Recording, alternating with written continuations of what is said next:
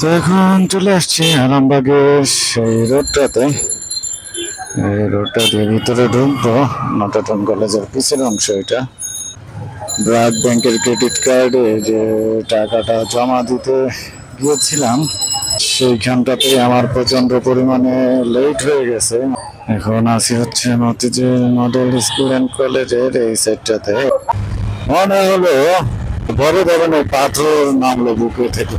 এত যানজটের রাস্তা আর মোটরগুলো করার আগ্রহ দিনে দিনে হারিয়ে ফেলতেছি। কারণ হচ্ছে যদি যানজটে বসেই থাকতে আসলে মোটরগুলো করার আর কি থাকে। যানজট মানুষকে দেখাবো।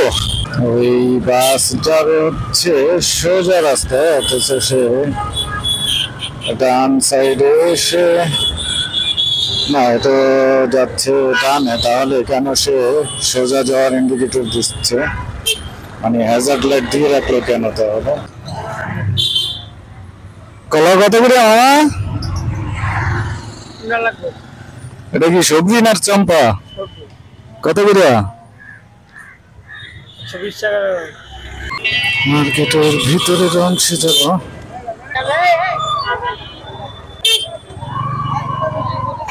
হচ্ছে তালতলা মার্কেট ভিতরের অংশ।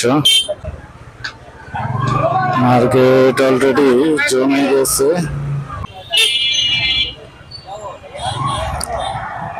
এইটা সাইডে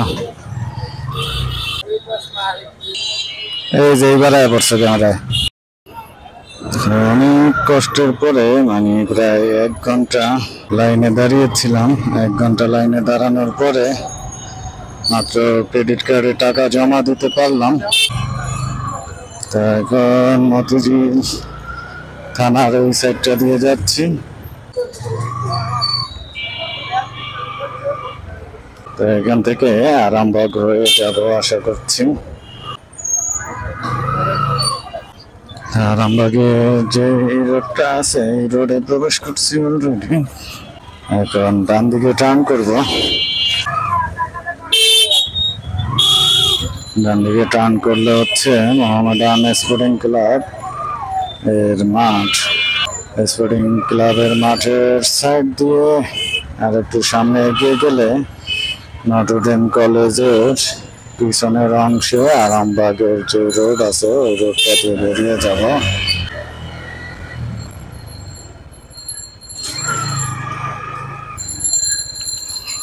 তো এখন চলে আসছি আরামবাগের সেই রোডটাতে। এই রোডটা দিয়ে ভিতরে ঢুকবো। নটরডেম কলেজের পিছের অংশ এটা। তার একটু সামনে গিয়ে আমি ডানে টার্ন করব।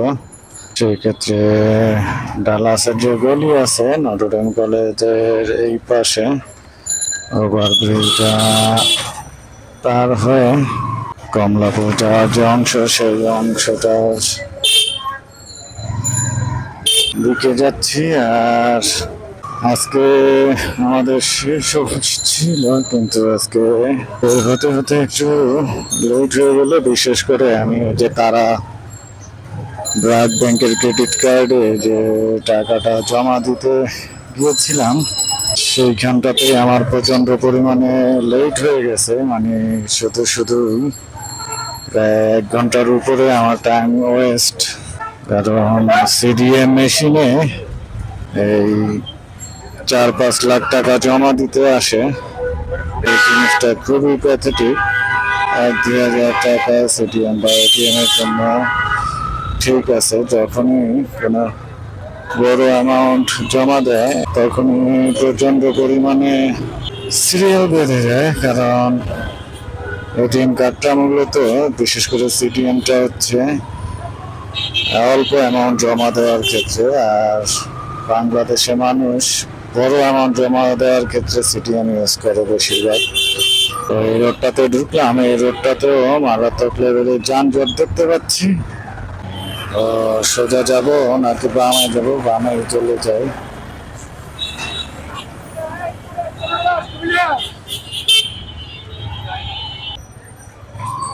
এখন আসি হচ্ছে মতিঝিল মডেল স্কুল অ্যান্ড কলেজের এই সাইডটাতে। তো এইখান থেকে সোজা গেলে হচ্ছে মতিঝিল কলোনি।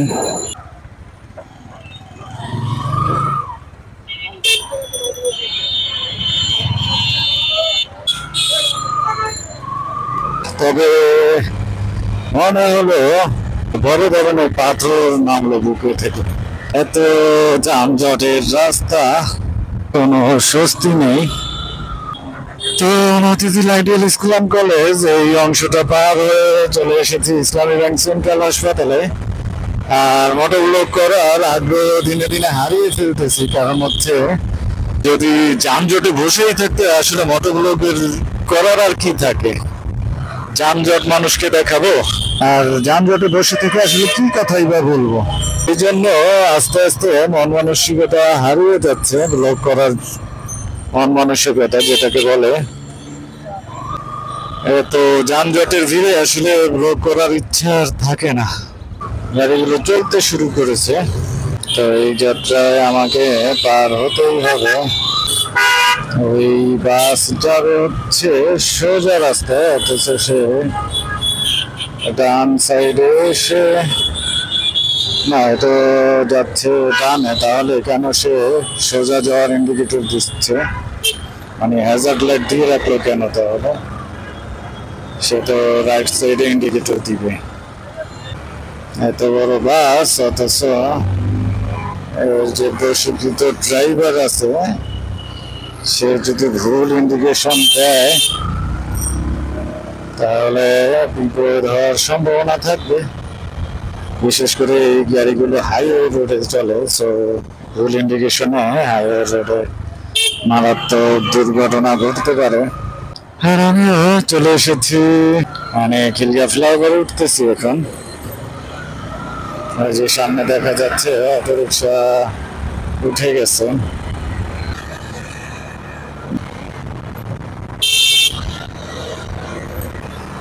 তো খিলগা পুলিশ ফাঁড়ির কাছে চলে এসেছি। এক কথায় ফ্লাইওভার পার হয়ে পুলিশ ফাঁড়ির অংশে চলে এসেছি। আর এখান থেকে আমি ডানে টার্ন করবো। ডানে টার্ন করলে পুলিশ ফাঁড়ির অংশটা পার হয়ে খিলগা বউ বাজারের অংশ দিয়ে যেতে পারবো।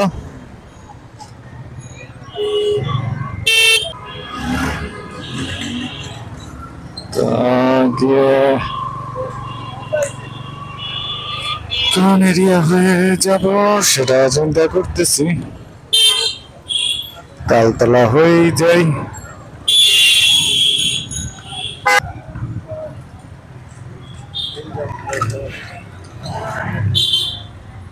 কলা কত করে মামা? এটা কি সবজি না চম্পা? কত করে? হয়ে গেল।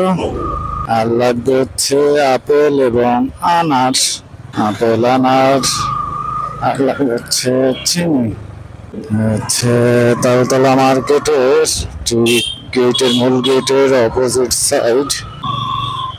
আর আমি যাব হচ্ছে মার্কেটের ভিতরের অংশে যাব।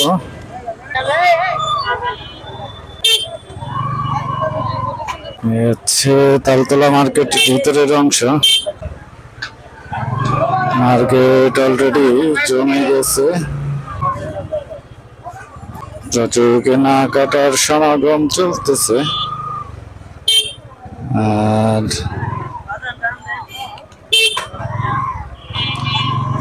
আমিও যাচ্ছি একটু ভিতরের অংশে, বাইক পার্কিং করে তারপরে চিনি কিনবো।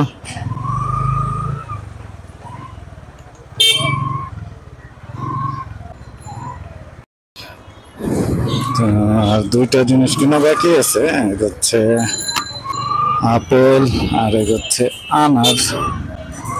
কাস্টার্ড বানাবে নাকি, যদিও এগুলো আমার পছন্দ না, এগুলো আমি খেতে পারি না। যাই, যাওয়ার পথে দেখি পরিচিত কয়েকটা ফলের দোকান আছে, তাদের কাছ থেকে এই আপেল আর আনার নিয়ে যাব। এখন ডানে টার্ন করতেছি, খিলগাঁও ইমানবাগ মসজিদের সামনে দিয়ে যাব।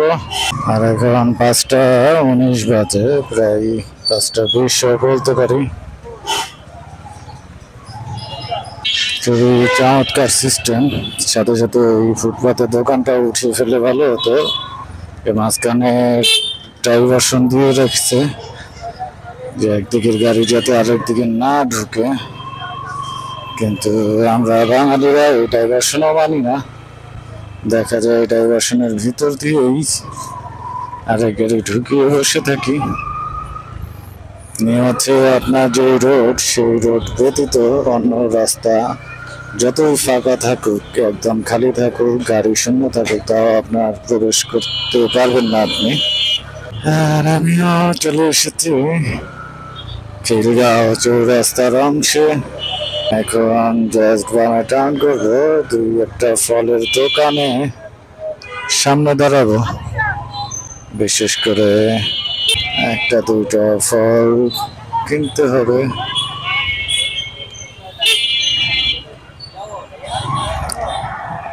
এইটা সাইড, এই ভাই, এই যে এইবারে পড়ছে ক্যামেরায়। আমি মনে হয় বাম সাইডের রোডটা দিয়ে চলে যাই, ডান সাইডের রোডটা দিয়ে ইদানিং ডান বাম, ডান বলতে গিয়ে সবসময় বামে বলতেছি। এটা একটা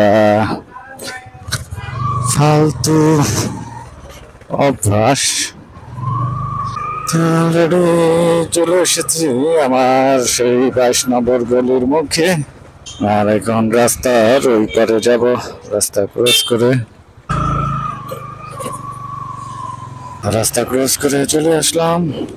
সামনে আসছে ঈদগাহ মসজিদ, সবাই নামাজ থেকে বের হয়েছে। আমিও দেখি আর কি কি নেওয়া যেতে পারে।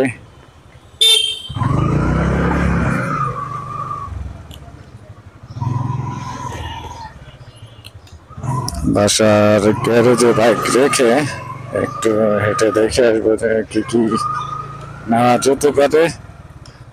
হালকা পাতলা বাজার সদাই। বাসার গ্যারেজে চলে আসছি, আর এখন বাইক পার্কিং করবো আর ভিডিও এখানেই শেষ করবো।